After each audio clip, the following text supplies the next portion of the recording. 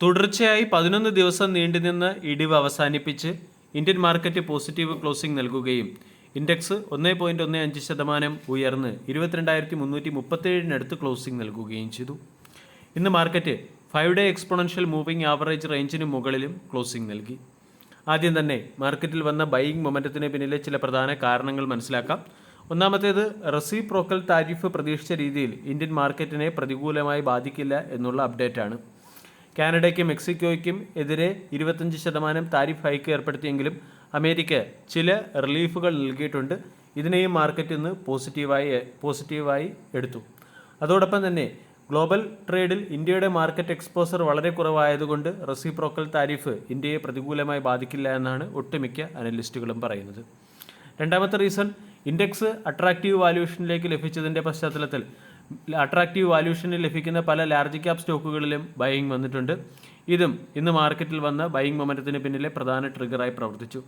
ചൈനയുടെ എക്കണോമിക് സ്റ്റിമുലസിൻ്റെ പശ്ചാത്തലത്തിൽ 2025 GDP target 5% ഉയർത്തുകയും ചെയ്തിട്ടുണ്ട്.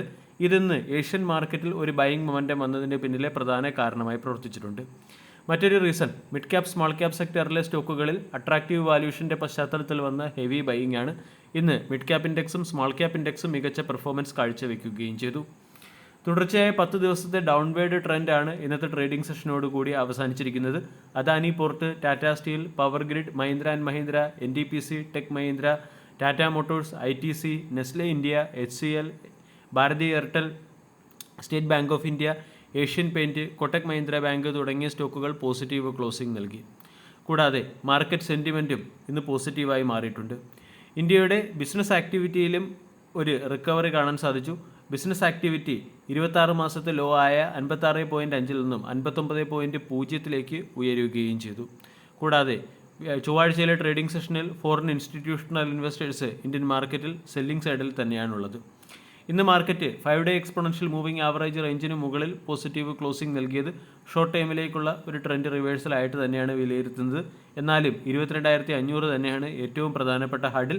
22,500 എന്ന ഹഡിൽ ഡിസിസീവായി ബ്രേക്ക് ചെയ്യുകയാണെങ്കിൽ അടുത്ത റെസിസ്റ്റൻസ് 22,800 ആയിരിക്കും.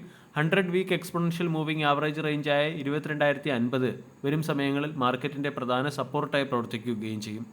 ഇന്ന് മിഡ് ക്യാപ് ഇൻഡെക്സും സ്മോൾ ക്യാപ് ഇൻഡെക്സും മികച്ച പെർഫോമൻസ് കാഴ്ചവെച്ചു. മിഡ് ക്യാപ് ഇൻഡെക്സ് 2.4% ഉയർന്നപ്പോൾ സ്മോൾ ക്യാപ് ഇൻഡെക്സ് 3% ഉയരുകയും ഇന്ത്യ വിക്സ് 1.16% ഇടിഞ്ഞ് 13.67 എന്ന ലെവലിലേക്ക് എത്തിയത് മാർക്കറ്റ് ബയേഴ്സിന് അനുകൂലമാണെന്നുള്ള സൂചന നൽകുകയും ചെയ്തു. വീഡിയോ എല്ലാവർക്കും ഇഷ്ടമായി എന്ന് വിശ്വസിക്കുന്നു. താങ്ക്